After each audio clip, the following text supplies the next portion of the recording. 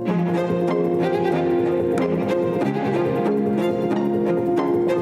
allora si è voltato improvvisamente alla gente che era lì e ha detto: la gente che cosa dice che io sia? Chi dice che io sia? E voi chi dite che io sia?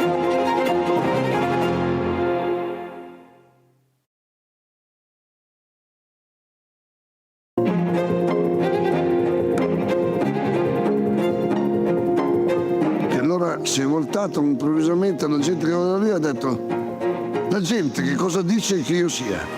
Chi dice che io sia? E voi chi dite che io sia?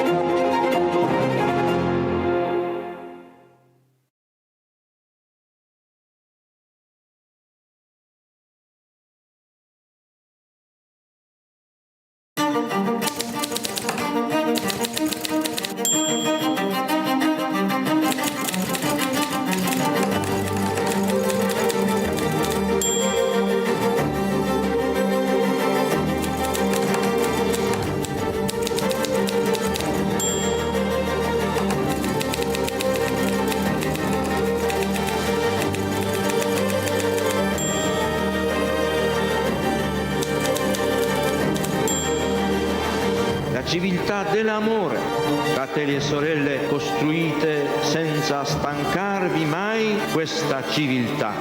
Lavorate per questo, pregate per questo, soffrite per questo.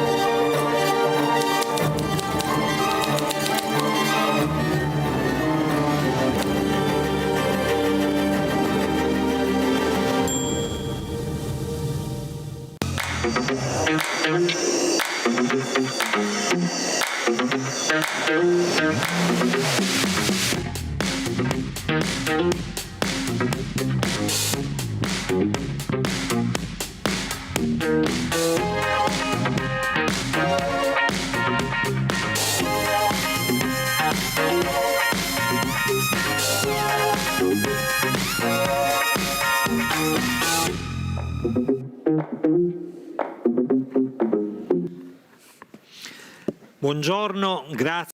Hello, thank you everybody for being here. Thank you to the so many people who are linked via streaming to take part in this encounter on the various platforms which are transmitting it right now. The encounter has the title From Men of Honor to Men of Love. These are expressions that Pope Francis used in 2018 in the Mass for Don Puglisi. These are words that describe an itinerary, a journey from men of honor to men of love.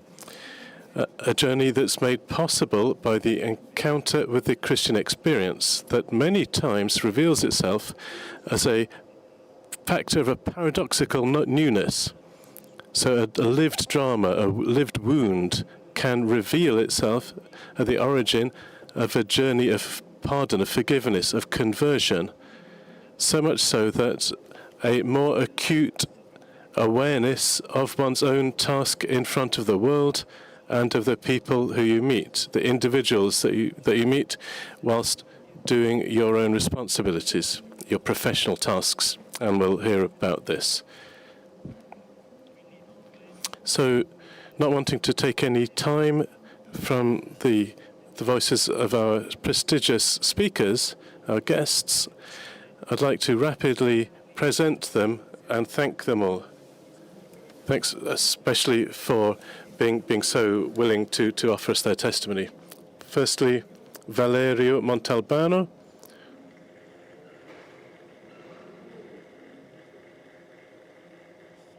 He's the son of Giuseppe Montalbano, a medical doctor from Camporeale near Palermo. Dr. Giuseppe was killed in November 1988, and then it turned out, as the investigations, it was at the orders of Giovanni Brusca. And then I thank Domenico, who's an inmate at Sulmona prison, who many of you recall for having been the author of the letter that was written to the Holy Father, to Pope Francis, which you can find at the end of the the exhibition about Livatini that was in the meeting in 2022. So I'd like to thank all of the authorities, the penitentiary administrators who've made it possible to do this video link. So, and also hoping that we have some time. So we may not be able to keep the link open all the time with him. I thank again Sava, who's the Attorney General of the Court of Appeals of Palermo.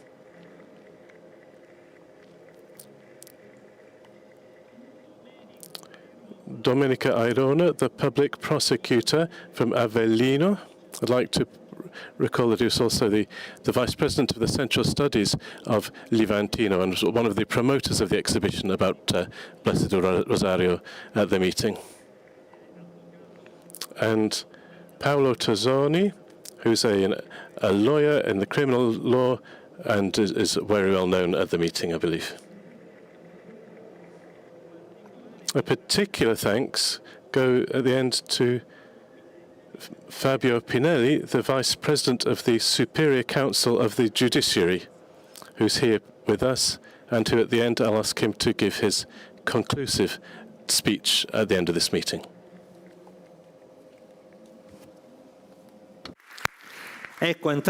So getting straight into the work, I'll pass over to Valerio to give us your testimony. Not without a certain amount of emotion, I think. So I can't start without thanking the Meeting Foundation, Dr. Salvini, who was the one who brought me here, let's say, and is giving the opportunity to be able to recount this history to you, my story. I'll use the format of a story just to say what happened. So that Friday afternoon, 1988, in November, I was really busy setting up the stage and the lights for the university's commencement party. So it wasn't until around 5 p.m. that I realized I'd completely skipped lunch.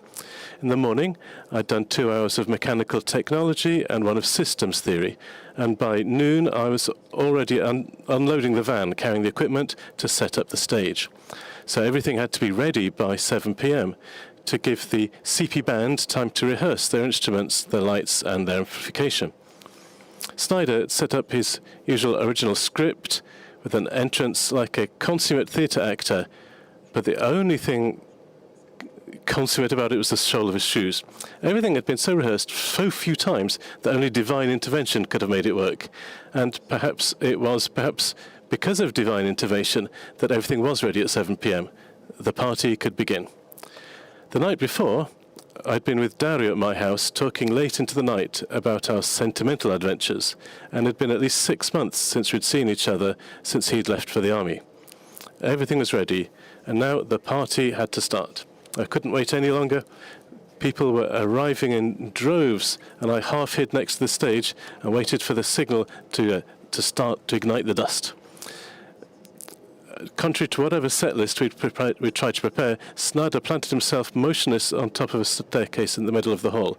I couldn't even say, what on earth is he up to, when I see like 2 rhinoceros coming towards me, Gaetano and Dario, who literally grabbed me by my waist and said, we have to go. Their looks were too serious for me to think it was some kind of joke. Their expression almost frightened me so much that I was unable to ask them what was going on. They were dragged me out towards the courtyard where the car was parked. And on that short journey, in my student mind, my engineering mind, I was doing a checklist of possible hypotheses of what could have happened to merit such determination. So maybe somebody had had an accident with my car. I knew I'd lent it out, but I couldn't remember to whom. Or maybe it had been stolen. Or maybe it was better that I took courage with both hands and asked, what's going on? Gaetano, in a feeble voice, only managed to say, let's go to Camporeale because your father has been taken ill. Only after 2 meters, an instant before I got into the car, and before I could even to mentally make another checklist of the possible ailments that could have struck my father, Dario grabbed both my arms, and he looked me in the eyes and said, no, I can't take the piss out of you. Your father is no longer there. They shot him. Darkness. To get to Camporeale from the seat of the University of Palermo, even someone who does not know the way can take at most 50 minutes. But for me, that journey must have taken 3 hours, or maybe 2 minutes. I'd lost all space-time reference. I couldn't categorize that news among the possible ones that could happen to me. They shot him. I couldn't pronounce any words. Gaetano was driving with a posture like a column of salt, and together with Dario, they were whispering something that I couldn't understand, which had the sound of a prayer. The courtyard of the country house was full of cars, so much so that we had to stop along the drive. On the way to the entrance, I see my brother's cars, then I recognize my cousin's car. But what are all these other cars doing there? The ones I don't know. What's the point? During the journey, my mind had already removed the words, he's gone, he's been shot, and replaced them with a more acceptable, he's had an illness, let's go and see him. But the reality was different. My father was really no longer there because someone had deliberately shot him to kill him for real. Darkness. Becoming aware in a single instant that my father was no longer there because someone did not tolerate his existence to the point of wanting to kill him. To find myself inside an event that I neither asked for nor sought, that presented itself as a thief who stole from me the sense of omnipotence that every 23-year-old thinks he has. Darkness. I cried a lot, but really a lot. I could not process any mental process that could make sense of what had happened. I didn't understand the reasons for that act of brutal and gratuitous violence. Any reasoning stopped in front of the only question, why? And I'm not afraid to say that on that Friday night I felt as if reality had hit me hard and defeated me and that I had lost. Only 2 hours earlier, I'd been setting up a stage and arranging the lights for a party that was going on anyway, and now I was standing there crying while hugging my mother, repeating the only word I could say, why? I remember that the most pious of the group, and the nicest, before we'd started setting up the stage, had taken us almost violently to recite the Angelus together and remind us that this party was not just fun for its own sake, but was to give glory to Christ. Giving glory to Christ with a university dance party? You people are really crazy, a colleague I was studying with told me, and whom I dragged along with me to these moments of great organisation involvement. At the end of the Angelus, taking up the final verse, and the Word became flesh and dwelt among us, he reminded us that on that Friday afternoon, for us, the Word became flesh within that party, so that each one of us could testify that within the university you can study, you can sell books, and even organise a dance party only by recognising another who makes you, and makes you worthy of value simply for who you are. But that evening, on that Friday, I cried. I cried and cried. And so much the next day as well, and the day after that, when the funeral was held. I don't want to tease you by saying that in those moments I was able to make some kind of high point. I was crying, and I literally felt the lack of the ground beneath my feet. Now, you must know that in the common mindset, those who stuff an event of this magnitude are immediately labelled with the wonderful, oh, how unfortunate he is. Or the more politically correct, poor guy, he really didn't deserve it. But what annoyed me most was that subtle sense of pity accompanied almost by an incitement to be angry with life after all of that has happened to you, as if cynicism and anger were now to become the horizon of my life. I felt these labels and these attitudes, and I still feel them today, as a garment that is not my size. But how can cynicism, anger, resentment be the horizon of my life? But how can I feel defined by these feelings? It's not human. It's not reasonable.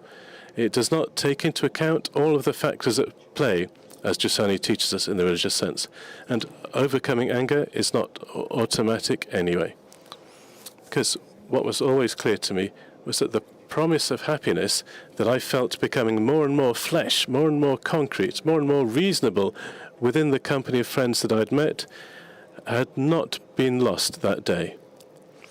Obeying the promise of happiness that's becoming a reality here and now does not take an ounce away from the pain, but it corresponds to me within all the surroundings and contradictions I experience.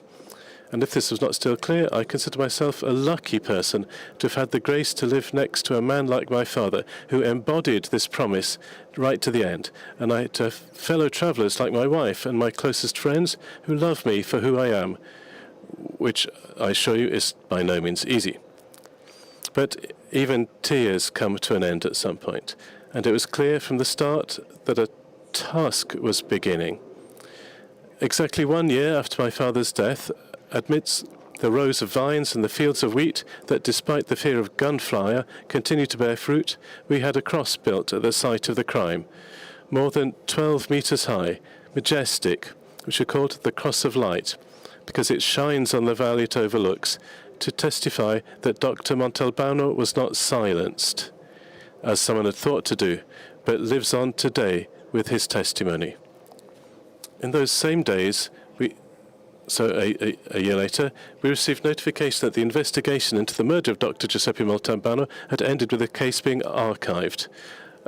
Acquittal against persons unknown was the formula used because, although we recognize the heinousness of the mafia in the execution, there is no evidence to account for the perpetrators, who remain unknown. It took more than 10 years after that, after too many other murders of honest citizens, after the heartfelt cry, Dum Romo Consultus Agantum Expanator, from Cardinal Pappalardo, after John Paul II's cry of pain in the Valley of the Temples, and after a father whose furious et famous business party found killed his 12-year-old son by dissolving him in acid for the case of the murder of the Dr. Giuseppe Montalbano Camporeale to be finally taken out of the drawer. Giuseppe Montalbano di Camporeale, and bring the perpetrators and instigators into a courtroom. In the trial, into which we were the civil plaintiff, the defendant spoke of the crime of Dr. Montalbano of Camporeale with a shocking condescension, so much so that the prosecutor himself exclaimed, "But is this really how you treat people? It's enough for one of you to say that one of you is annoying him and you kill him?" Mr. Lawyer, that's how it works, was the reply. It was Giovanni Brusca, the material perpetrator of the murder, who in his deposition clarified what this annoyance constituted of. Dr. Montalbano, they're called Udottori, was authentically annoying because he went outside the box of a society that wanted to be subject to the fear of mafia power. Udottori put the workers who worked in his vineyard in order and paid them regularly every week. Udottori helped his patients not only with medical matters, but also supported them with material help without ever asking for anything in return, and often asked it as justice of the peace in family or neighborhood disputes. But above all, Udottori was annoying because he didn't allow them to do and undo within the municipality, of which he was a medical officer, according to their interests. Not only would he not give in to their demands, but he dared even to denounce attempts at malfeasance to the forces of law and order. And I would incidentally like to remind everyone that when the deepest Sicilian province in the 70s and 80s, when the word mafia was not even uttered because it was taboo. And so the word anti-mafia did not exist. It had not yet been coined. So it's therefore necessary to give a strong signal to the entire town of Camporeale to make it clear who's in charge by striking the symbol of a community that wanted to live by the rules in respect to the law. And this symbol was that great Cammuria Rudottore Montalbano. But they miscalculated, because even today in Camporeale, the testimony of Rudottori of his life is stronger than the fear and dismay of his murder. That's a testimony that for my family has become an educational emergency, establishing a scholarship for the students of the Camporeale Secondary School, which every year is a proposal for reflection that focuses on the essential. Just to remain on the theme of the meeting, and over the years we've received so much from these boys and girls who always confirm and comfort us that this is the right road to take. the perpetrators and the mandators, only because of the reduced sentences provided by the law for collaborators of justice, which in this case we won't call repentance, have been able to avoid life imprisonment. And in 2021, the person mainly responsible for the murder of Giuseppe of Camporeale, that is Giovanni Brusca, has finished his prison term and regained his freedom. And by this fact of the news, which for me is not just a fact on the news, this deeply provoked me. The comments I was reading on social media, the reflections and considerations that flooded the media debates, were divided between the guarantors of the law and the extreme justicialists who were tearing off their clothes in outrage, rending their garments. However, both positions lacked something, moving from lucid rationality, dura lex, sed lex, to uncontrolled emotionalism. He's an animal and must die like an animal. Both positions have a common denominator: no hope, no chance of salvation. Nothing will ever change. Faced with this person, who on the morning of that Friday, 18th of November 1988, said to his cronies, "All right, you know what to do. Let's go and kill Rudotori." In front of this person, who was not satisfied with smashing his skull in with a shotgun blast, also wanted to give him the coup de grace with a pistol in what was left of his head. In front of this person, who today is the same age as his victim, in front of this person who regains his freedom, in front of this person who killed my father, I understand that I am no different from this person. Both he and I have been baptized into Christ. Both he and I have made the sign of the cross at least once. Both he and I have received the body of Christ at least once. We are more alike than I can imagine because we have been made alike by the one who loves us as we are, without compromise, without conditions, without bargains, without agreements, without qualms. Both he and I are loved simply because we exist. Both he and I are loved so much so that we are always left free to deny this love.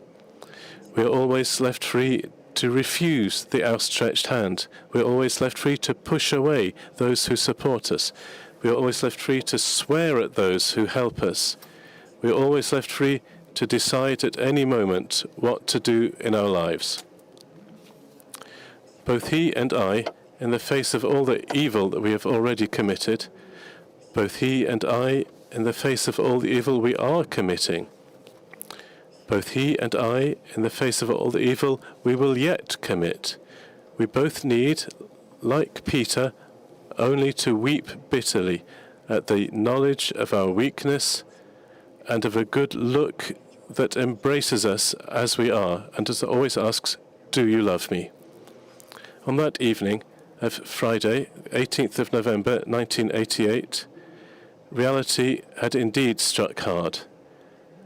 But I was not defeated, and I did not lose because the Word became flesh and dwelt amongst us.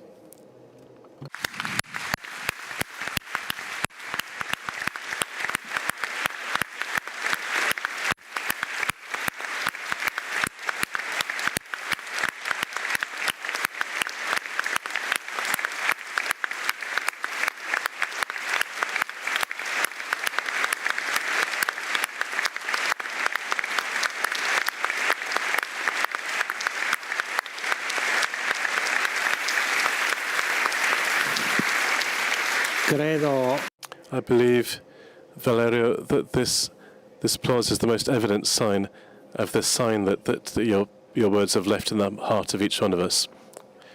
And I think I can see it in the eyes as well.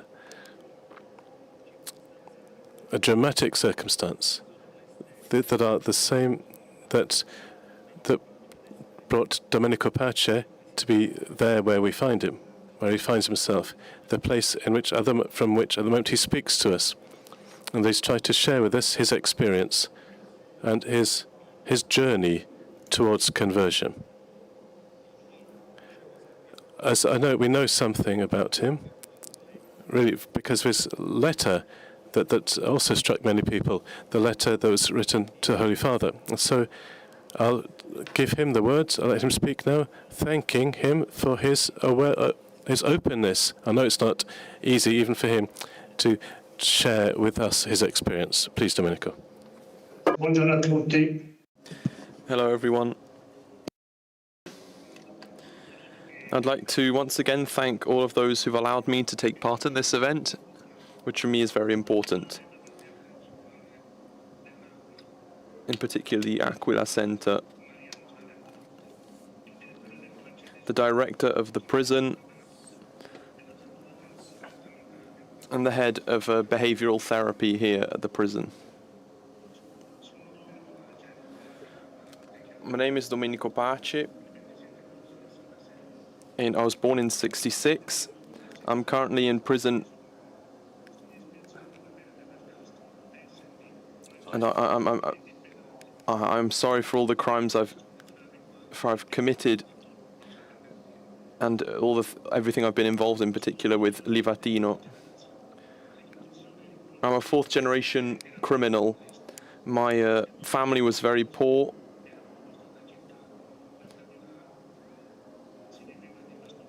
I lived in a very small town that was mostly dominated by agriculture.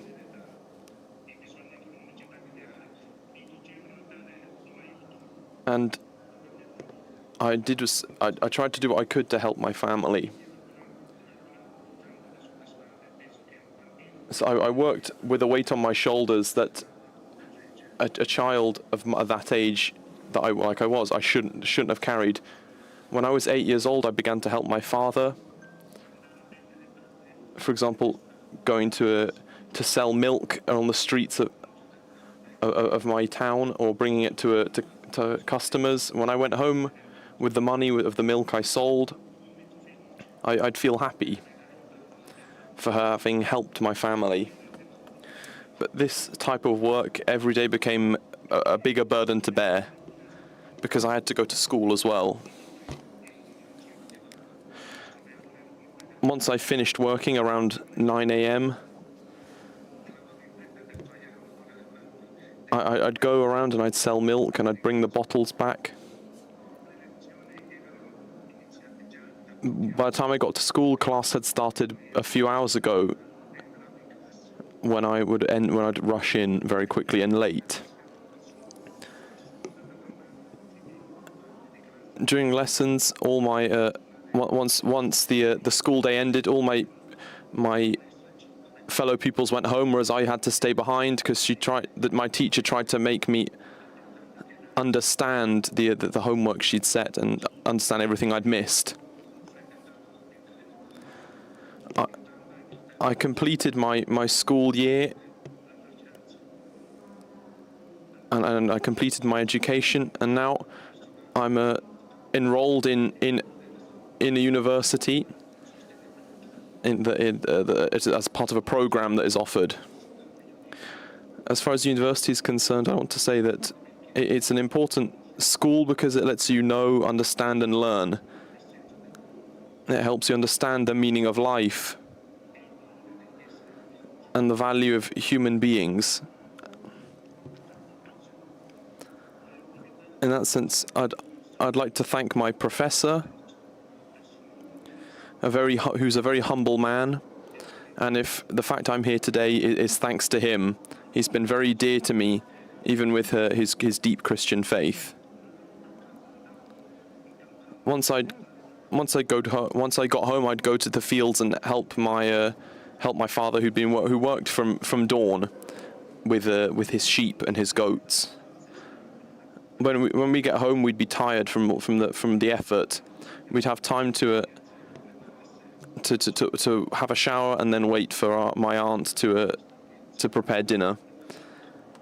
And I'd fall asleep on the table. I was that tired, and my aunt was forced to wake me up. I'd like to add a few things to help you learn about my story and stop to talk about why I'm here. Not long ago, I spoke about my aunt who'd wake me up for dinner because of the tiring days I'd have. You might be asking yourselves, why am I not talking about my mother? I was about 6 when my parents divorced,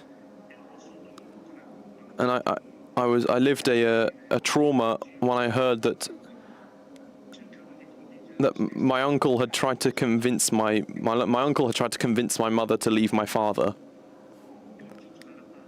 which the most unjust thing for me to do was to go to them.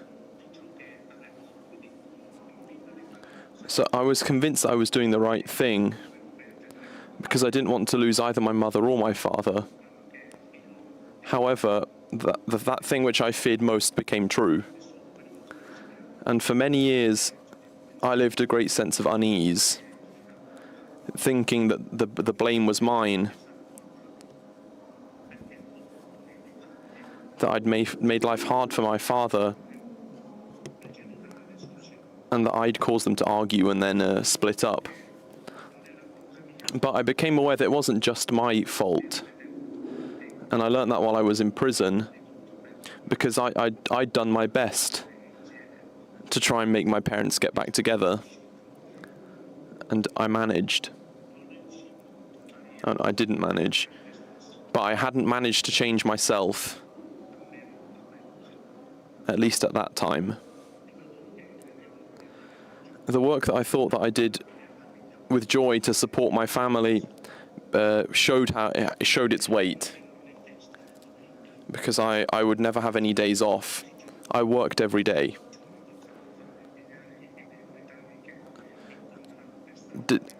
Despite, and I'd meet my schoolmates while they were, and they talked to me about how the football they played and all they did for leisure while I worked. And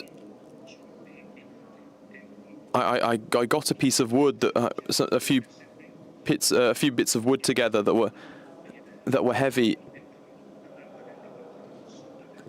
and we'd use them to build fences.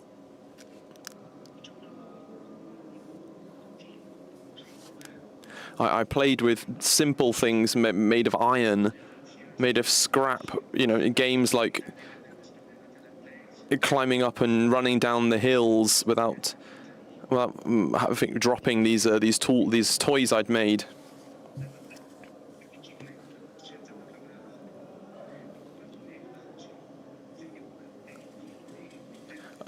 I'd play with this bicycle I'd pieced together, that I'd tied together with bits of scrap to make it work.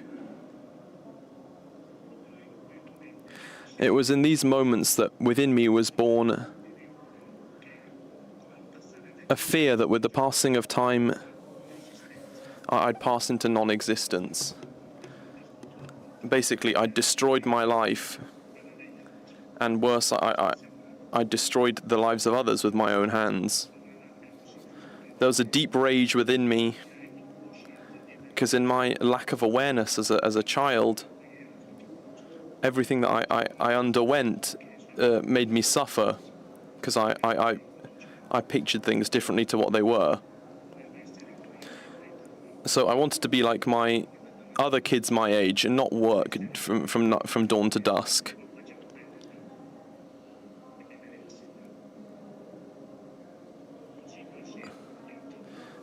So that's how a conflict was born with my father. I'd leave him alone very often. I'd run away, sometimes even for a couple of days at a time. And this was the case for a few years. In the end, I committed terrible crimes. Evil is a strange thing, in the sense that once it's done, it can't stop. But only stops once those who are become aware of their mistakes mature, and I was able to do this, but not without much suffering, and that's a lot. And also equally a lot of gratitude towards those who helped me. The evil I had within me at the time, now I've defeated it, and I can say that I feel like I'm a better man.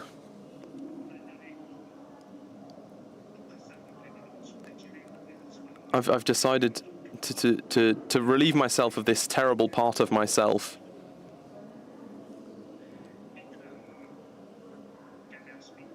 And what's the thing that's pushed me to reflect on my own history were the words of Rosario Livatino and the story of his death. These events pushed my adult consciousness and my conscience to reflect on what I'd lived, and gave me a sense of impotence towards my fate. But I know I can't go back, and this keeps me going. The story of my life was born from a great reflection on violence, but like I said, that which cut deepest was what Livatino's death meant and continued to me, which dug deep within my heart and left its mark.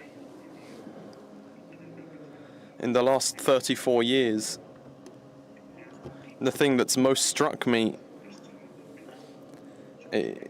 is that when I think about Livatino, since learning about him, I feel like I've matured. And that Livatino always held the people's rights and the law in correct estimation, and that's why he was so prized by his fellow lawyers.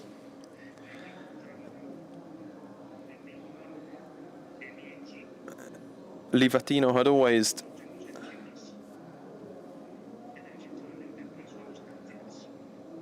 Livatino asked for my family to be absolved of my crimes, and in the end that happened.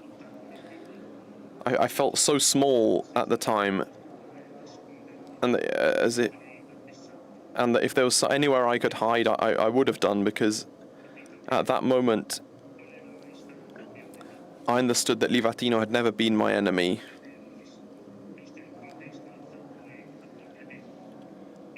And at that point, I felt that I belonged to something.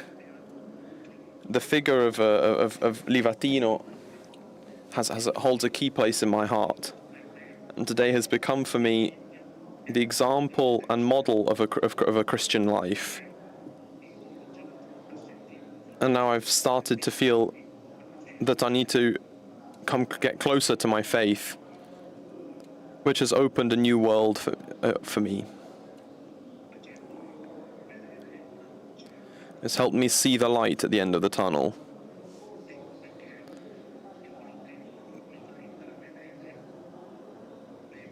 This is why when I feel at my lowest, I see the stern but caring face of Livatino looking down on me.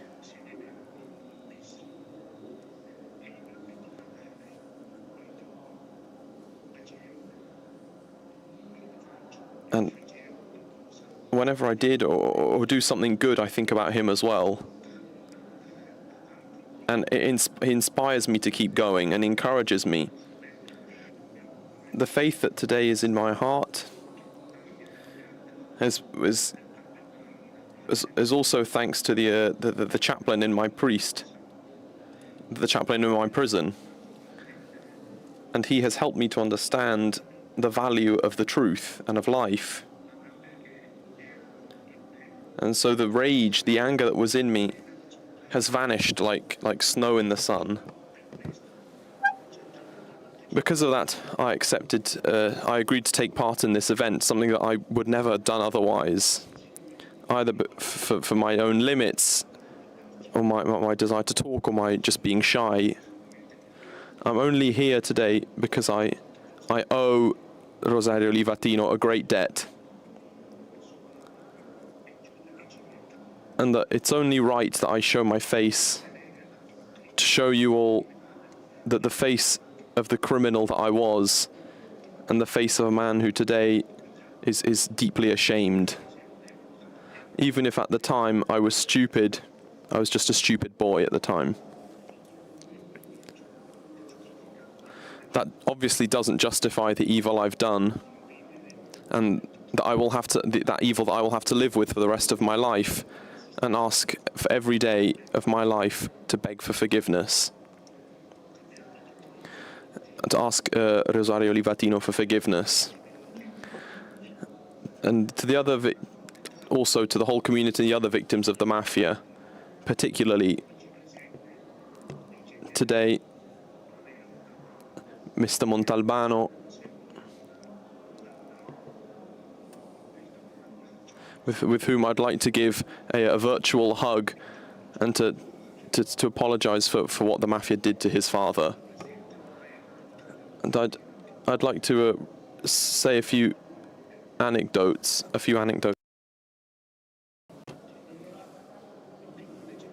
The first is like this: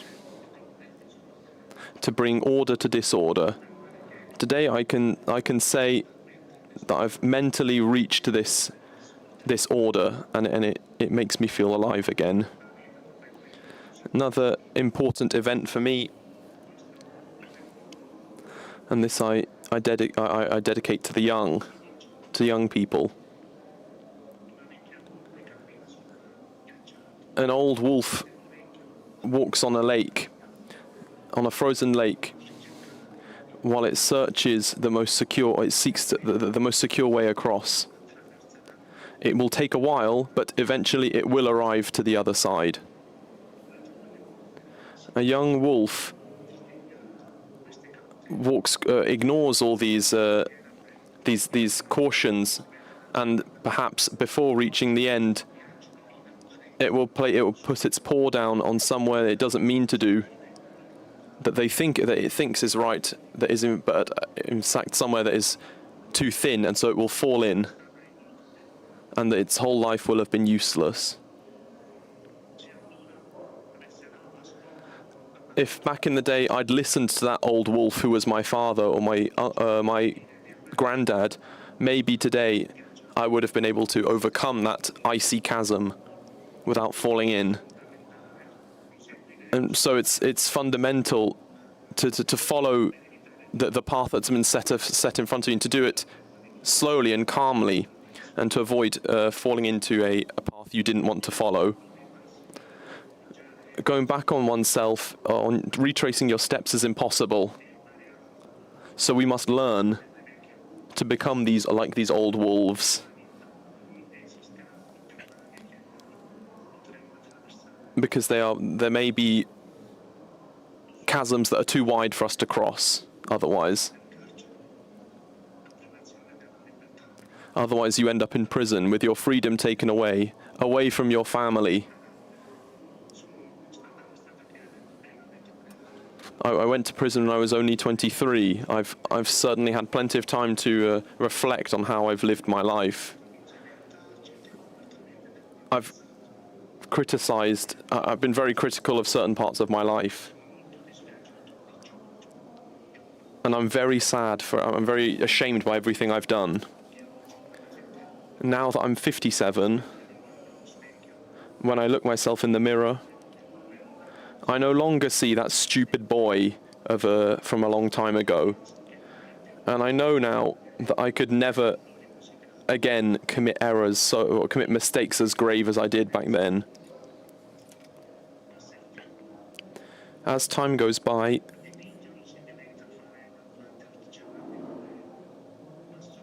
I try and do what I can. I do handicraft works, and I've become authorized to work and to learn, to take part in some social programs, and to help rehabilitate me. This man today is different. He's left the past behind. He's left behind his most violent and arrogant form. And looking beyond this wall, he hopes to one day have another chance. This wall is another reason to try and be better. Thank you once again for these old flames that have reignited in my heart. I've spoken about this at length with the the heads of a psychological therapy here, and I'd like to thank them all for those people who've helped me reflect on my past and who have encouraged me to live my life with a deeper sense and with love. And with love for everything that I could hope to do for other people. I'd like to quote a sentence that I was told a few years ago during a rehabilitation session. You need us just as much as we need you. I didn't understand this the first time I heard it, and then later I understood, and I realized that it's true, and that I'm hoping to see how my example can help youngsters learn and see that this road leads inevitably to the destruction of their self and of others. I hope that my story could be useful, particularly for young people, so that they may never be trapped like the stupid young wolf, and that they may learn to how to walk the difficult road that is life. Thank you all for your time, for your patience, and I'm sorry if I wasn't able to express myself how I would have liked to. I've finished now, and I'd like to thank all the organizers of this event, and I invite them all to come and visit me in prison.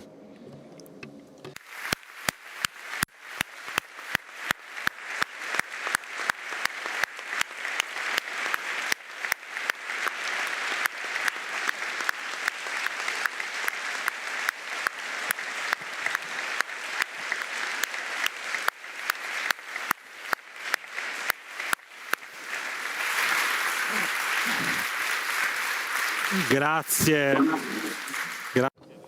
Thank you, Domenico, for having put a face, as we said, a face and heart, having showed them to us, to documenting a journey from its beginning, from the route it's taken, and the state in which you find yourselves. Dottore, thank you. Hello, everybody. I really thank you for this invitation. I can say I feel almost at home here at the meeting. So, finding myself at home, I'll ask for a favour. If I can imagine a composition. Let's just imagine ourselves in front of us, of you, the blood-stained shirt of Blessed Livato, which is like a reliquary par excellence. I remember when it's 2 years ago when it came here, when I came here to start the exhibition, the faces of those who'd seen that shirt, and that struck in some way, and a kind of re-enchantment in front of something that's provocative, but also with lots of hope. And so I'll try to do a few reflections about this shirt. Transfer to you what were my impressions and sensations in front of that bloody shirt. What is a shirt? We can say it's the essential bit of clothing.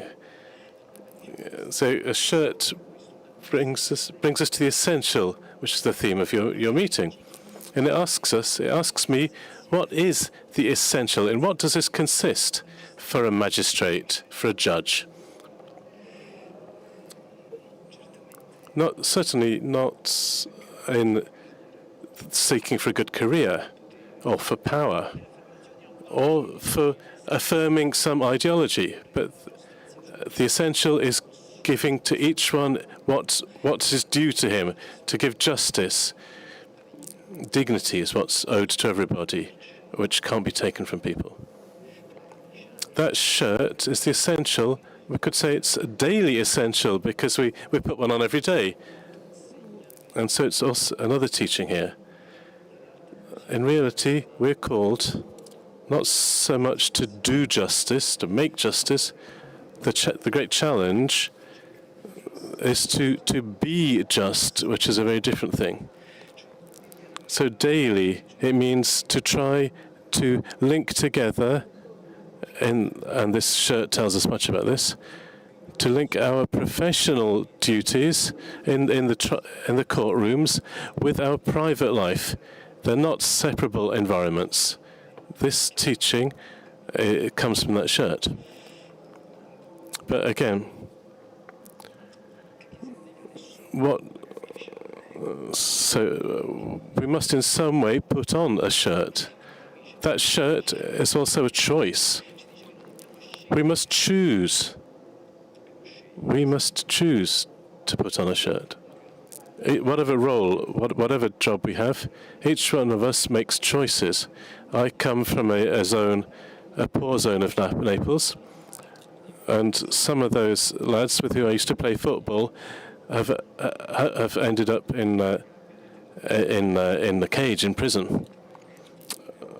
Have I got particular merits? No. But I met people who helped me choose. And Beato Livatino wrote this as well. What could we say today? To choose, to decide about different things and find solutions. He'd add that to choose, you need light. And no man is absolute light. Nobody's light to themselves. So we should write this down this should be written in the front of the courtrooms, so that every day we could read it, we judges. And then, forgive me, that shirt recalls also a bit the one that we put on in baptism, if you permit me. That shirt, Livatino's shirt, shows something very serious, which is maybe behind a bit of that wonder we had, sanctity. Davide Rondoni, in a poem that he wrote when we were writing about Livatino, that holiness is a scandal for justice, because holiness invites us to go beyond the logic of merely what's the give and take, to go beyond that, to go try to seek out within the person that you're judging, that there's a man like you. We should really reflect on those Latin words. We realize how, in reality, the honor isn't something different from love. That man's honor comes from being loved, from being called, even when you make mistakes. That this isn't just goody-good stuff, but it means to appreciate the humanity.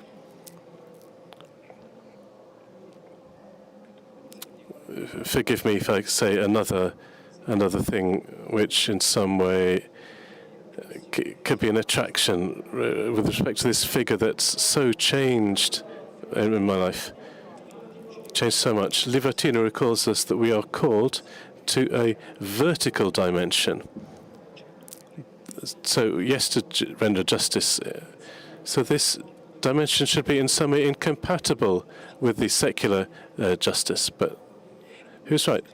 Indeed, he writes, what does this vertical dimension consist of? It means comprehending the relationship with the transcendence via the person we're called to judge. But this isn't a religious recall, because he adds a non-believing magistrate can swap transcendent with the common good, but neither of them should lose this vertical and spiritual dimension. So this seeing the other, this is honor and love, and this honor and love can coincide and embrace. There's a song that went crazy in Sanremo, so it's a hymn to indifference. I for me, you for you. No, that's totally the other way around to Livatino. Me for you and you for me. So what does this mean? To see things, lets you see things in a completely different light. And that shirt is scandalous for all of us, especially for judges, who often we make an alibi out of secularism to forget this vertical dimension. And last thing, Livatino also had great reasons for hope, because it means that providence is at work, but we don't need to despair. he wrote, if from so I lost that. Sorry, this little judge instead became a phenomenon. All of these exhibitions all over Italy, amazing things have happened. Had a great success, but for me and the organisers, yeah, but for us, but above all for the merit, his merit. Only a blind person couldn't see something really deep and mysterious in what is happening there. So really last thought, if you let me. To represent it, hope is a wish that I cultivate this hope, that Beato Blessed Rosario could also become proclaimed the patron of the magistrates. I believe that this could be a signal that could certainly be the motive for honor, and so much both for believers and non-believers, because Livatino, we could say that he taught us how to love justice and how to be just through love. Thank you.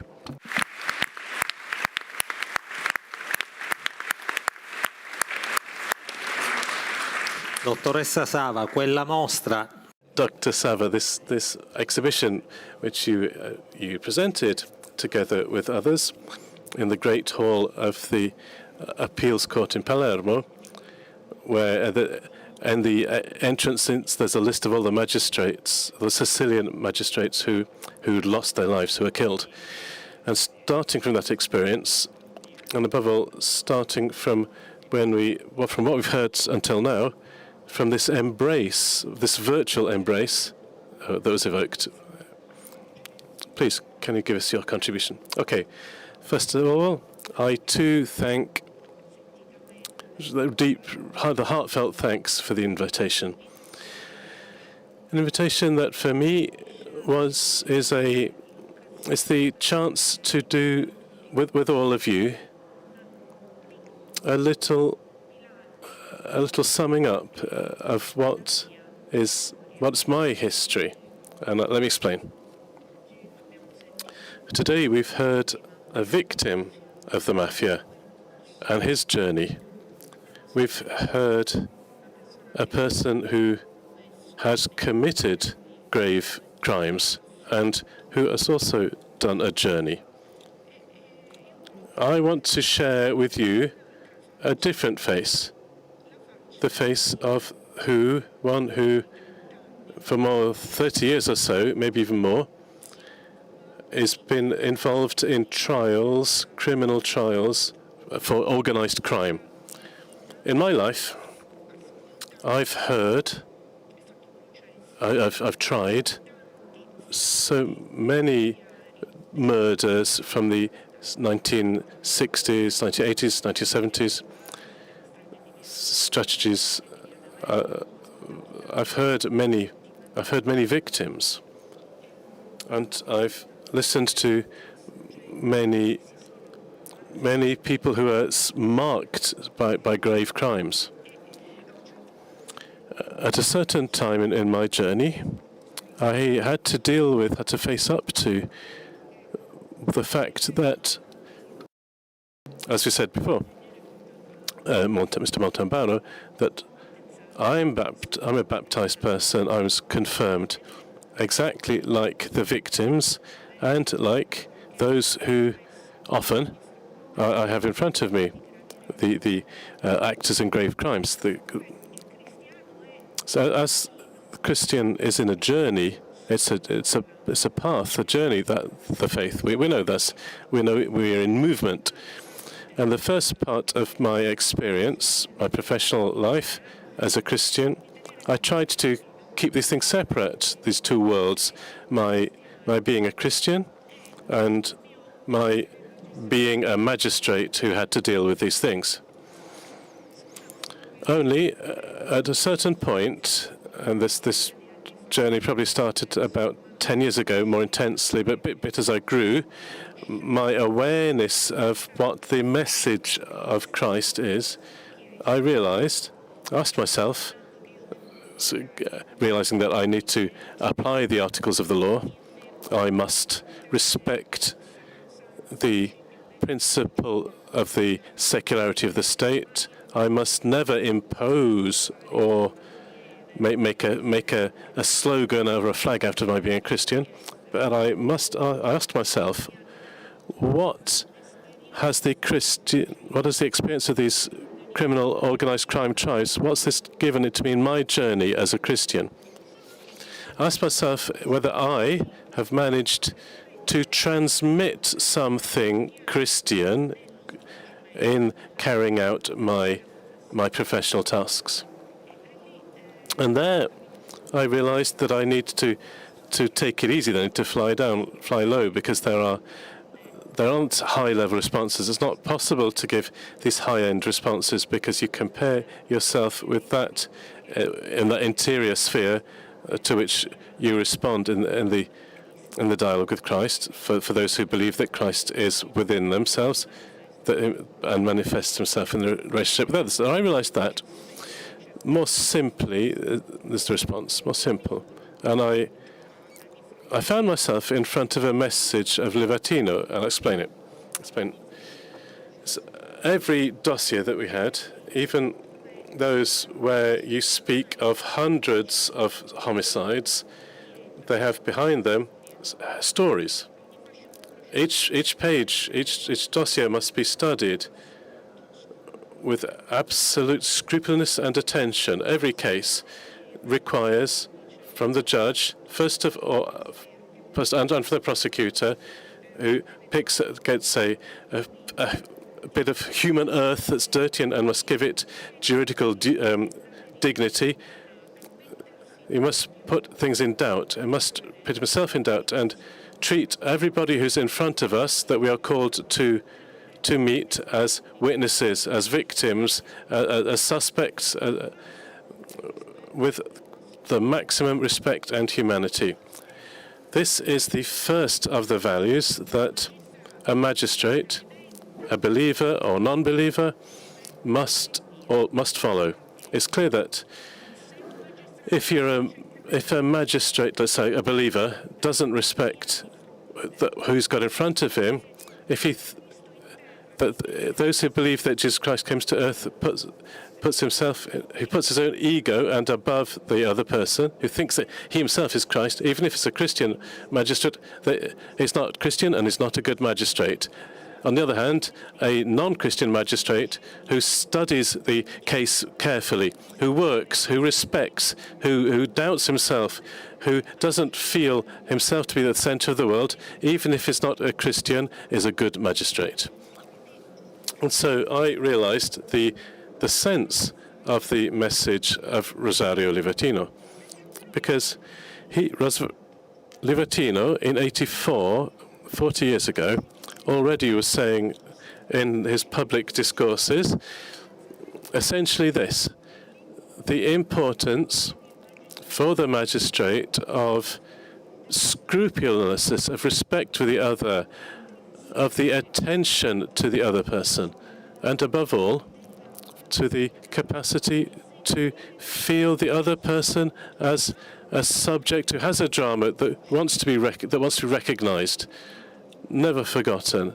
I've never forgot how much I learnt studying something related to his cause of beatification when I one day before a party, a festivity, he realized that somebody shouldn't be in prison there because there were some documents to free people from prison before a public holiday, and he went on his own to give those out to make sure the person got out in time. So this is the attention of one person for another. The attention for the other that is something that must embrace the activity of whatever subject, and certainly for a magistrate has the obligation to follow, Christian or not.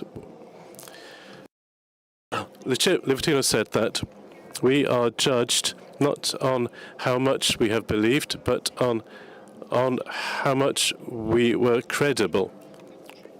So at one point in my journey, I sought to say, but how can I be credible?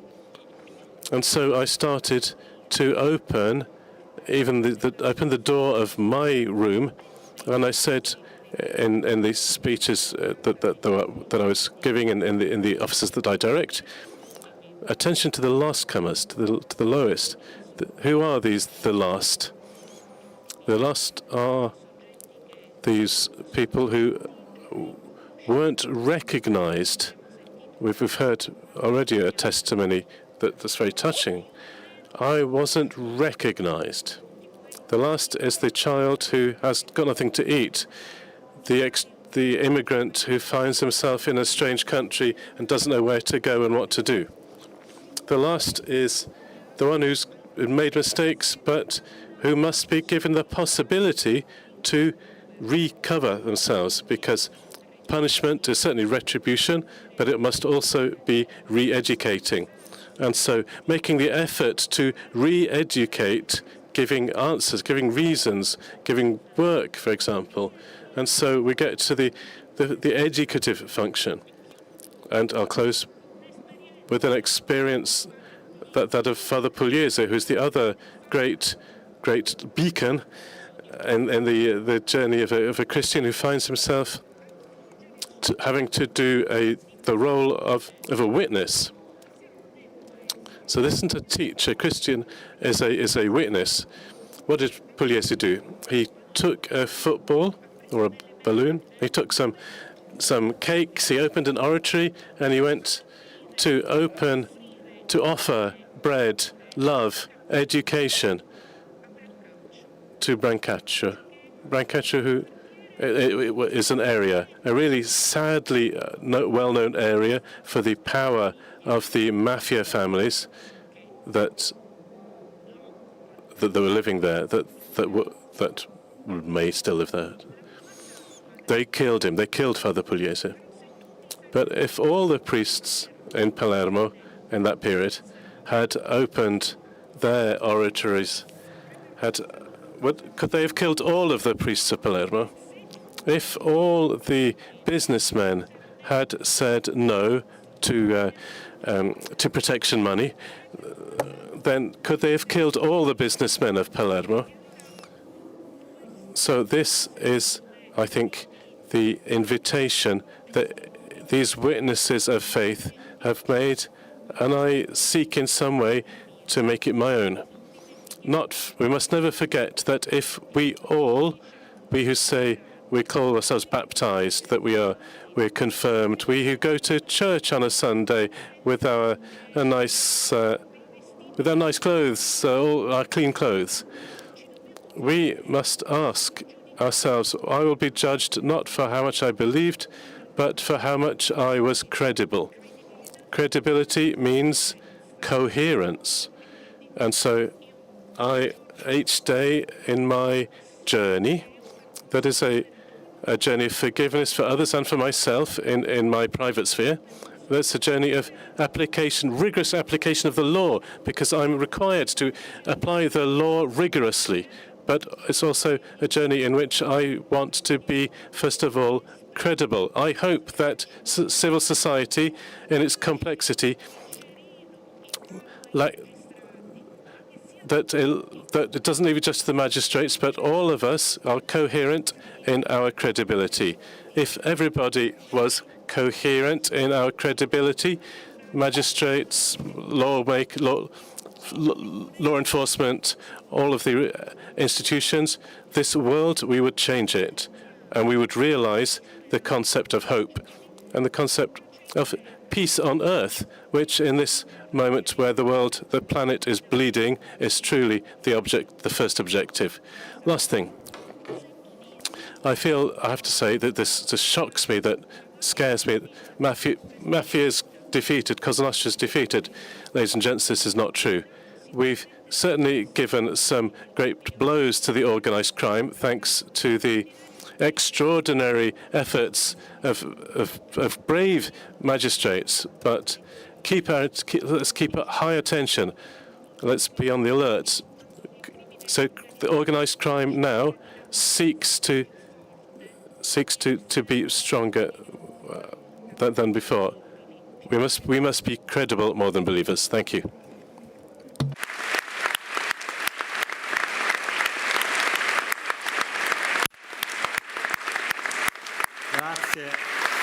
Thank you.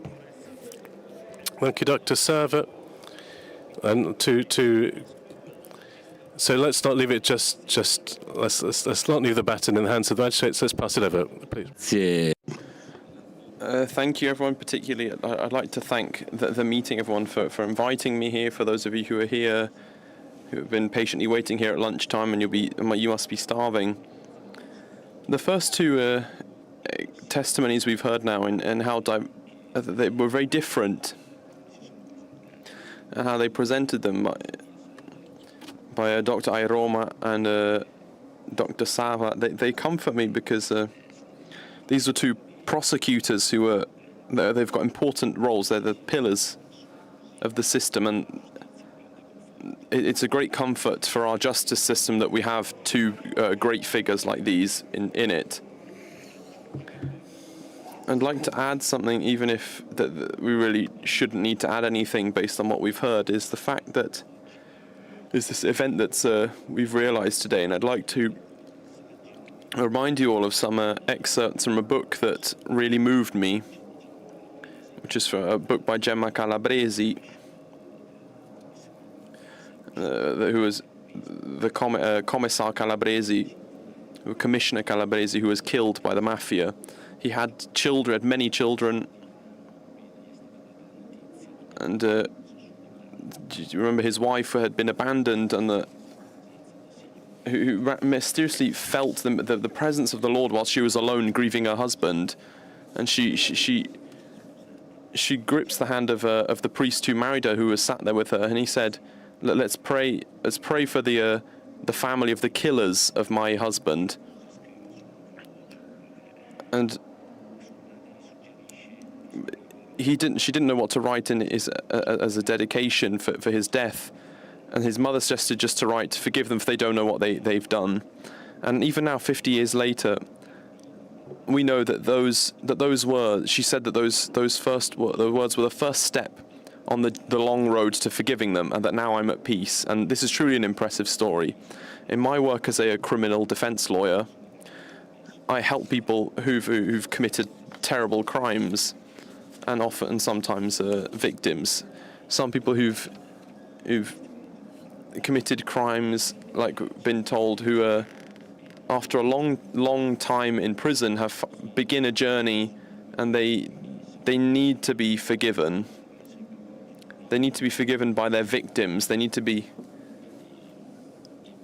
forgiven by the magistrates, who rightly condemned them within the bounds of the legal system. They need to be forgiven by the relatives and by society. And the victims, when they manage to make that great step, a very difficult step to forgive, they find an unexpected level of peace. These are stories that I've seen myself personally. And forgiveness is a profoundly Christian thing, but anyone can do it. Forgiveness heals your wounds, and it helps you to be reborn almost. I'd like to read you 2 lines of something, and I'd like to be clear. We presented. We worked in prisons, and Paolo, we had a prisoner who spoke in his own prison to his fellow inmates, and he said some things.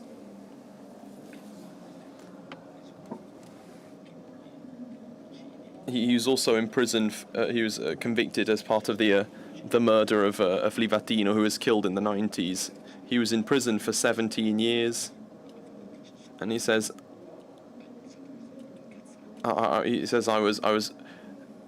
I hated the system for all 17 years I was in prison, but he'd heard on TV Livatino's parents,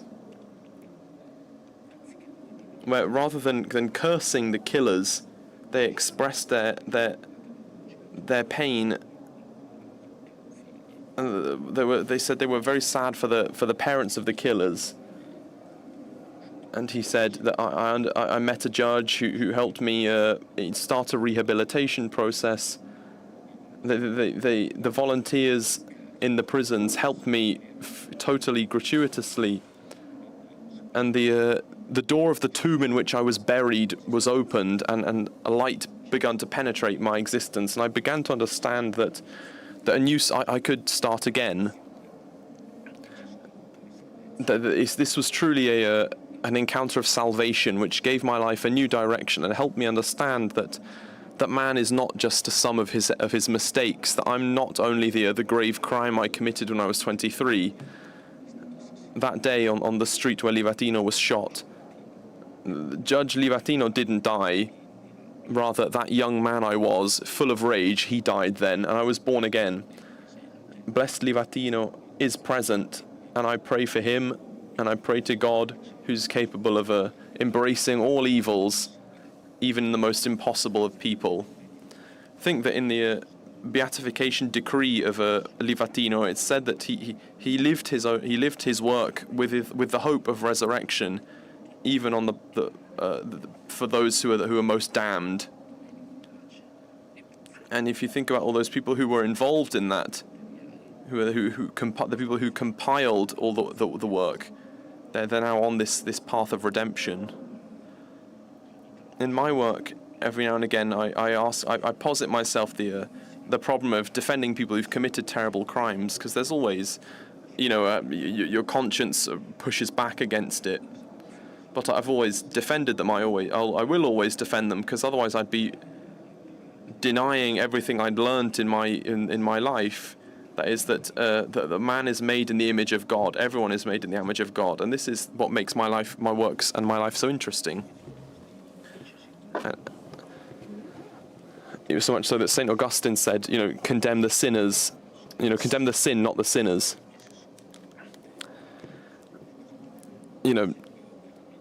For me, this is the case. Even if it seems to us that these criminals are like animals, and sometimes it happens to us, it's easy to have this gut reaction.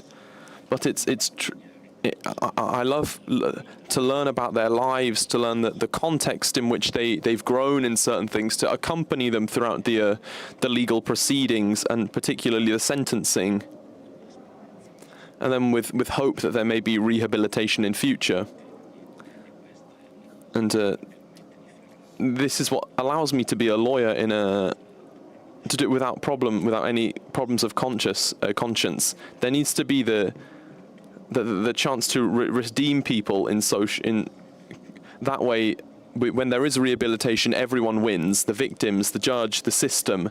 It's not a defeat.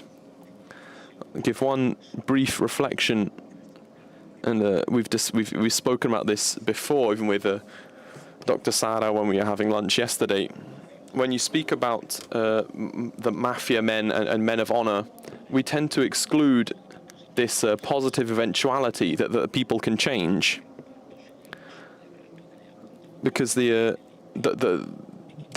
condition that led them to prison and led them to commit their crimes, we tend to think it's indelible. That we tend to think about that rehabilitation isn't really possible. But in my professional experience, I've seen the opposite. I've seen criminals who are in prison for terrible crimes. I've seen them change when faced with an encounter that has made them see the light, that's helped them make experiences of faith, and that's helping them live them. And this, a whole different prospect is reborn then, as we've heard. And this shows us that an experience like the one that we've heard is stronger than any honor pact. And that those who issue justice, the lawyers and the judges, we really need to come to terms with this realization. We need to come to terms with it, because it's a very real possibility to have some criminals that we need to defend or judge. We need to look on them with the same gaze that Livatino had, and this gives us hope for the justice system, and like you have told us, so that our justice can triumph, even our banal human justice. This is our hope. And it's the small task that I always put to myself every day as a lawyer. And thank you everyone once again.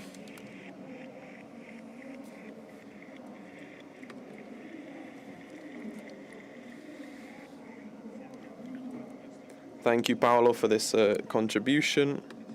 I'd like to take the opportunity to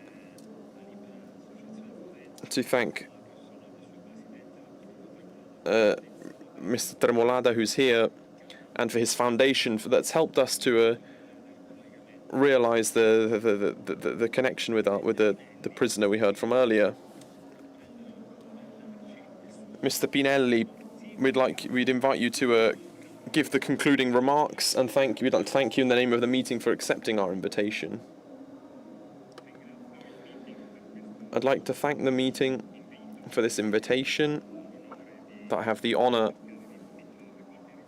of trying to bring some remarks on the memory of Livatino, who is certainly a man of love. When you commemorate someone and their thoughts, the risk is always that of appropriation, of making the person being remembered say what we actually think, of giving our thoughts the authority attributed to someone who's no longer here. This is a risk of a remembrance, that of betraying the one we're remembering, but it's also a challenge, the challenge of making the thought and example that comes to us from that memory alive and relevant, avoiding to make it a sort of icon, an image which remains locked in the past, from which an insurmountable his passage of time separates us. And so to minimize the risks of a betrayal, that's what I'll try and do, and try and display the words and life of Livatino in the present day, let's try and make ourselves historians and philologists for a minute. The year is 84. Livatino has been the deputy prosecutor at the court of Agrigento for 5 years. 6 years later, he'll be assassinated by the Stidda, and we've heard the dramatic testimony from one of its members. But now he's in his hometown of Canicati. One of his rare public speeches, he gives a speech on the role of the judge in a changing society. It's a speech that we could call prophetic, because not only did Livatino say much that we still talk about today, but he found himself capable of dialoguing with themes that we still need to confront and deal with today. He anticipates themes that are still being discussed and that are still waiting to be picked up and developed. The themes he discusses are the relationships between the magistrate and the political, the question of the external image of the magistrate, the problem of his own responsibility. All these themes are linked by a thin thread represented by the role that must be recognized to the magistracy in its interpretive and applicative activity in the light of the principle of the submission of the judge to the law. Livatino is well aware that the myth of the judge as a mouthpiece of the law is an illusion, that magistrates have the responsibility to a society that changes before him.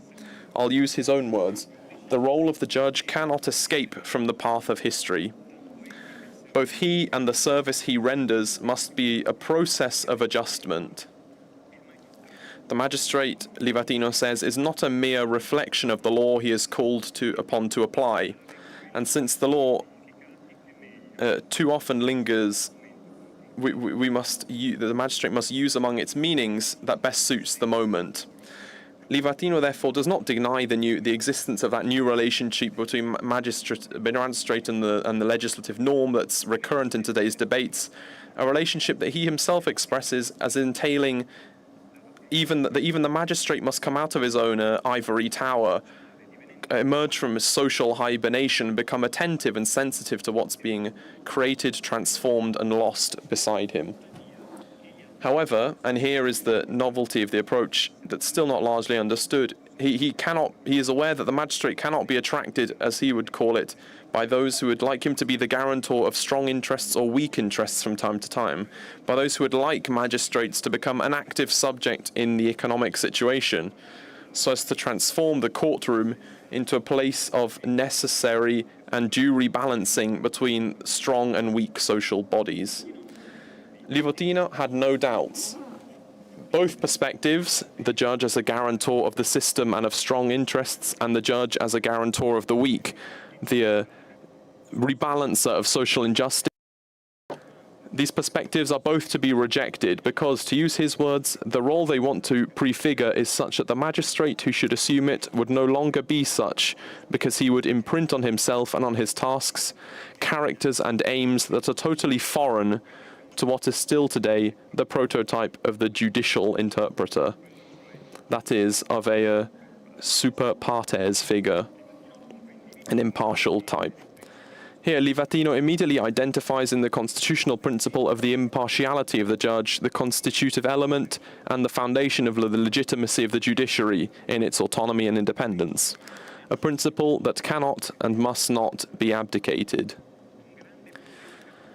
With great prophetic acuity, he observes that it is precisely in order to avoid any form of instrumentalization of justice that the Constitution guarantees the personal independence of individual judges, subject exclusively to the law, as well as that of the judiciary as a whole, describing it as an autonomous order independent of any other power.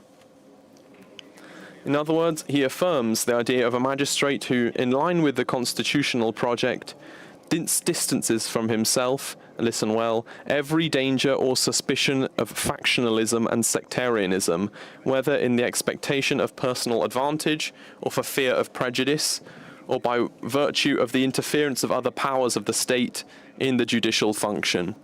These are his exact words. Given the, if you allow me to digress here briefly on current events, it must never be forgotten that anyone who, due to an institutional responsibility, is called upon to perform in any form just jurisdictional functions, he must take upon himself this concept of independence, a value that must be protected not only from an ornamental fashion, but from the need to be impermeable from any external influence. From this point of view, magistrates must submit to the law, but be able to demonstrate in facts and a sense of continuity to be free men. This is the model of judge according to the Constitution that Livatino has in mind and that he wants to embody and has embodied, with courage and consistency of behavior that will lead him to his death at the murderous hands of organized crime. It's a complex thought, that of Livatino, which cannot be reduced to simple slogans or of a relationship between judiciary and politics, and it outlines the way in which this relationship must be resolved, an uncomfortable thought that must be taken in its entirety without pretense or domestication.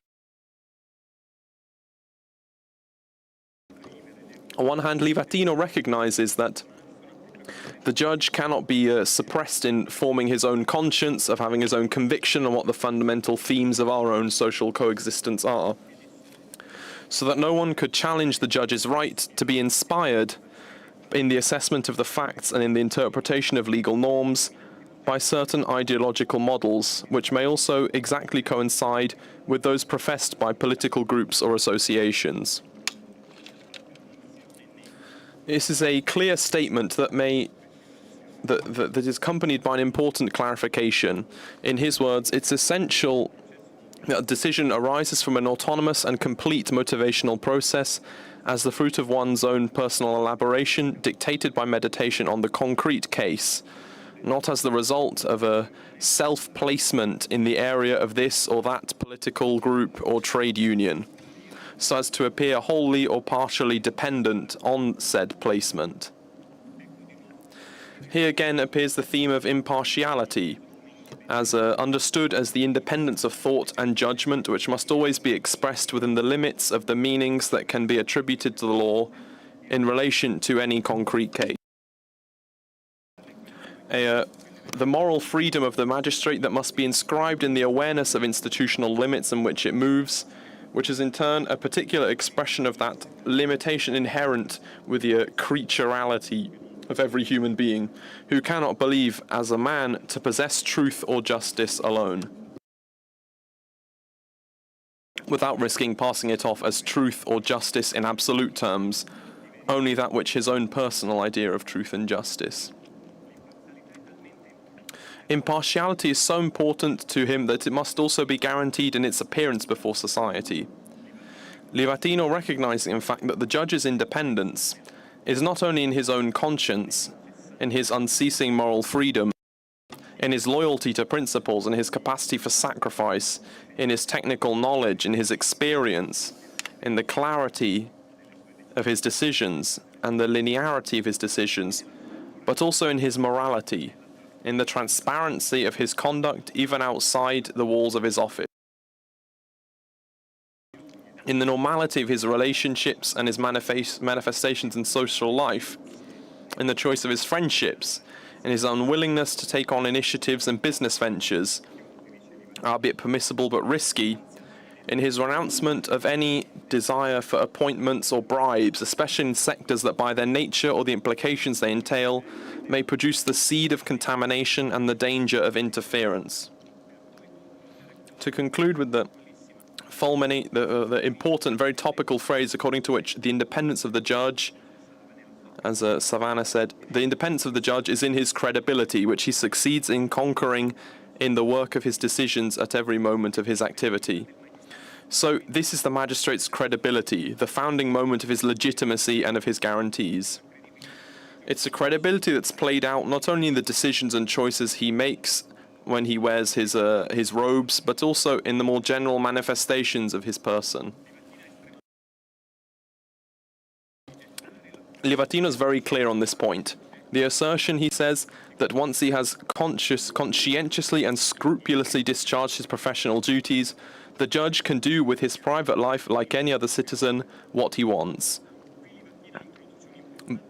Livatino introduces an important distinction between what pertains to his strictly personal and private life and what concerns his relationship life, that is, his relations with the social environment in which he lives. It is in his relational life that the magistrate must offer a credible self-image. It is precisely on the image of the magistrate that Livatino offers us his last and most enlightening indication, with precise and perfect words that deserve to be remembered. It's not a matter of presenting ourselves as an austere or severe person, he says, or one who understands his role or an authority, or one of unattainable moral rigor, but simply of showing oneself as a balanced and responsible person. As an understanding and human person capable of condemning, but also capable of understanding. Because only if judges realize in themselves these conditions, only then can society accept that he has a great power over others like he does. Whoever asks for justice must be able to believe that his reasons will be listened to carefully and seriously, that the judge will be able to receive them and take them up as his own and defend them before anyone. Livatino is well aware of how heavy the burden is imposed in this way on the judiciary, which precisely for this reason cannot and must not be left alone in this effort of credibility. It must be helped by other institutions that must create the preconditions for all this to be possible. First of all, it must be helped by the legislators because, as he states, the judiciary, in order to remain faithful to the constitutional duty of loyalty to the law and to avoid swaying uncertainties and further unjust reproaches, needs to have a consistent, clear, and certainly intelligible normative dictates. Moreover, for Livatino, to reform justice in a subjective and objective sense is not the task of a few magistrates, but of many, of the state, of collective subjects, of public opinion, because he says recovering the law as a unitary reference of collective coexistence cannot be, in a modern democracy, the task of a minority, that is, of magistrates alone. This is what Livatino said in 1984. But we can all see just how relevant his words are today. So after having tried to avoid appropriating the thought of and life of Livatino, let's now try and see what lessons can be drawn from his testimony. I think there are three most important points. First, the problem of the interpretation of the law, between the magistrate's social responsibility and his submission to the law, or more generally, the judge's impartiality. Second point, the problem of a magistrate's credibility in that is today in what we call the reputational crisis of institutions in their relationship with one another and with society. Third point, necessity of dialogue between institutions. The starting point of this relationship, which has become crucial today, between impartiality and interpretation.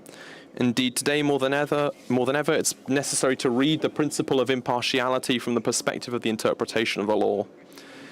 Along this line, there is a crisis between politics and judiciary that is developing. Politics seems to be accusing the judiciary of not being impartial in the interpretation of the law, if not even rebelling against it through creative interpretations. And the judiciary sees itself attacked and conditioned by politics in its freedom of interpretation, which is the first guarantee of its impartiality. Even most recently also through constitutional reforms of the legal system.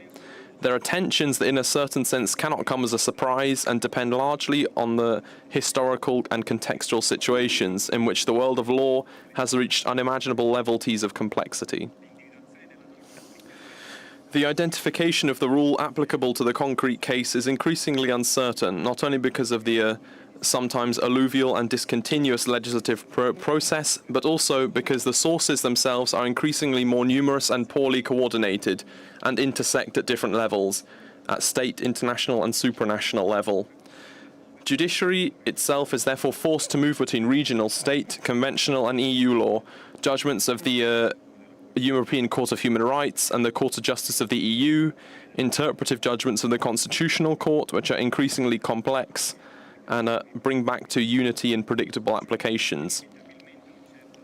This encourages a certain amount of judicial activism and blurs the boundaries between powers, each of which is therefore constantly seeking to readdress the balance. The development of tensions cannot therefore come as a surprise, because as Montesquieu has already observed, anyone with power is prone to abuse it, and it always takes a power to stop the other power. Yet it should never be forgotten that the issue of the reorganization of powers into new balances does not coincide perfectly with the theme of justice, understood as a functional service for the protection of people's rights. Instead, it is a theme of justice and therefore of people that should always be placed at the center, not that of power. And in this sense, it seems to me that Livatino's testimony has much to teach us. Therefore, I think to best serve citizens, we need dialogue. We need institutions to dialogue. We need the magistrates and politics to speak together so that we could, in an opportune manner, think back to the relationship between and think about its effects. The first is for magistrates. That impartiality, you're not born impartial, but you become it. It's not a status, it's a process. It's a quality that must be trained and harnessed when interacting with all the people involved in politics and the magistrates. On one hand, therefore, judiciary must not only see its impartiality as its own right, but it must also understand it as its duty, the duty to be, but also to appear impartial. Livatino reminds us of this. It must always seem impartial in its interpretation. The appearance of impartiality, it should be remembered, is not an invention of of dialogue, but of constitutional jurisprudence. And to be perceived as impartial by all, to appear impartial, means being authoritative in interpretation. And to put it in Livatino's terms, as we said, one must be credible. To be credible, one must be and appear impermeable to external influences, whether they are ideological and general or personal and particular. This impermeability must be considered constitutive of being a magistrate and indeed a core part of being a free man. The authoritativeness and believability certainly depends on some particular factors, such as the technical preparation of the interpreter, the soundness and acceptability of the arguments used, which is also perfected by experience and the variety of experiences accumulated in the exercise of functions which improve understanding of man and help, as Livatino wanted, help us to become comprehensive and humane persons capable of condemning but also understanding.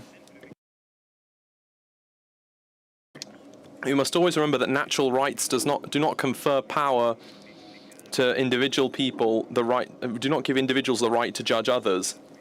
This is a necessity imposed to allow peaceful living in society and a community. As Umberto Eco said, judges must still have a desire to learn. Only this way can we learn concrete things. Every person who is judged has a story that's worthy of being understood, something to be heard, and for a judge, something to learn.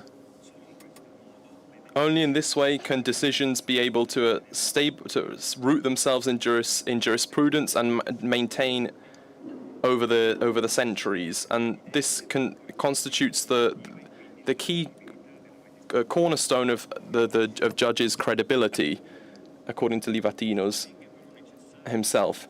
It's necessary, as Livatino himself said, that all institutional actors aim for this. In particular, politics must ensure impartiality, and that they take up this as a constitutional need of theirs. This responsibility of politics in assuring impartiality is realized through a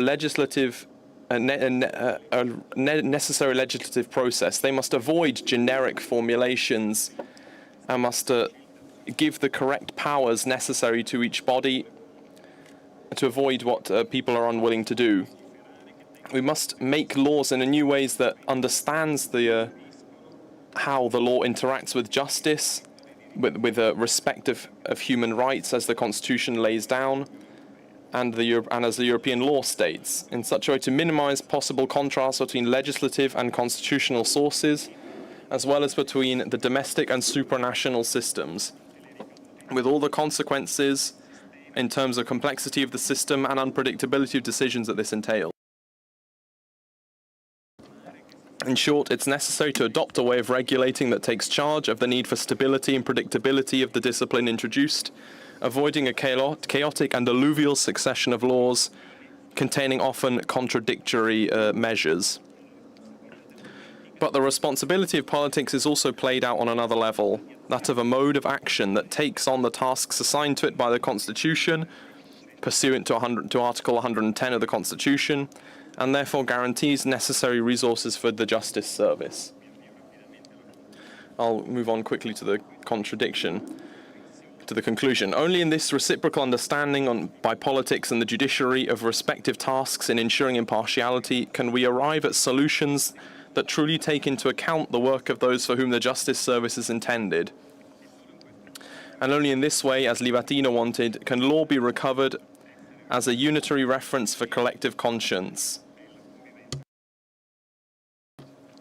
This recovery of the sense of institutions, understood as an awareness of the limits of the role assigned to each one, and the respect that each power must have for the other, in the perspective not of personal advantage or of a group, but of all citizens. It seems a difficult task in the light of many cases, including recent ones, that seem to belie it. However, it's necessary that difficulties and failures, which are a part of the limitations of human beings, do not make us desist from this lofty task, because it is also part of everyone's humanity, and therefore it is within our full reach. Livatino's example is there to show it to us. The murderous hands which wanted to interrupt his journey did not succeed in extinguishing his voice, which instead, even today, and we've heard it clearly, speaks to each one of us with an even greater force, precisely in the light of the extreme sacrifice that that made him even more credible. To use the term he held dear, it made the model of a magistrate as all human facts, it made the mafia defeatable, and it will always have an end. We must consider it's a terribly serious phenomenon. It's very serious. This is, as Falcone said, that we cannot win by pretending to be brave, but by engaging all the best forces of our authority, of public authority in this fight.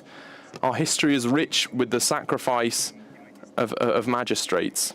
a very high number, as many as 27, including Livatino himself, killed by criminals, mafia, and by both right and left-wing terrorist groups. But also of people in institutional positions. I remember the murders of Aldo Moro, of Piersanti Mattarella, and Vittorio Bachelet. People who held the essence at the core of what they stood for, and worked as they could to replace hate with love, vengeance with repentance, individualism with solidarity, violence with mercy, much as John Paul II taught us. Each of them represent the photograph of a picture of a person's sacrifice for the state, the demonstration that democracy is not free, it's not found in nature, but one must fight and sacrifice oneself so that it can assert itself. Livatino, Bachelet, Piersanti Mattarella, and Aldo Moro are all credible and all free men. Theirs is a great legacy, which we have a duty to collect and make bear fruit. Thank you.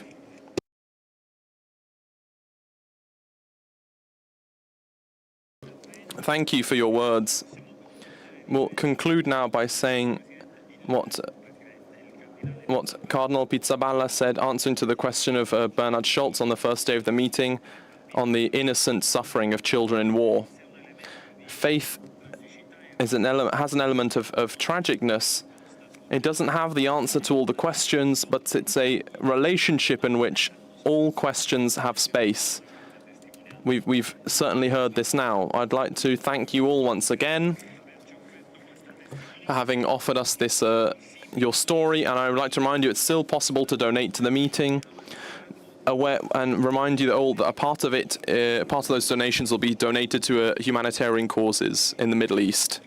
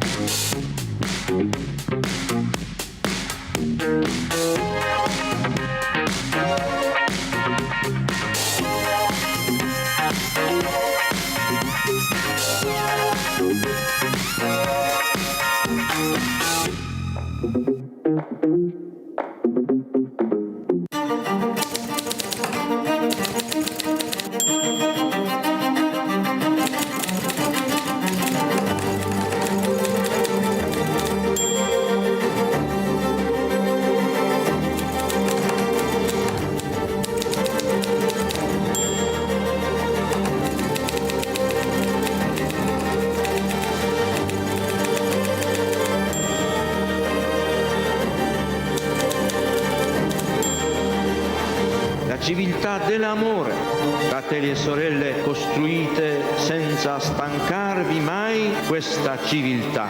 Lavorate per questo, pregate per questo, soffrite per questo.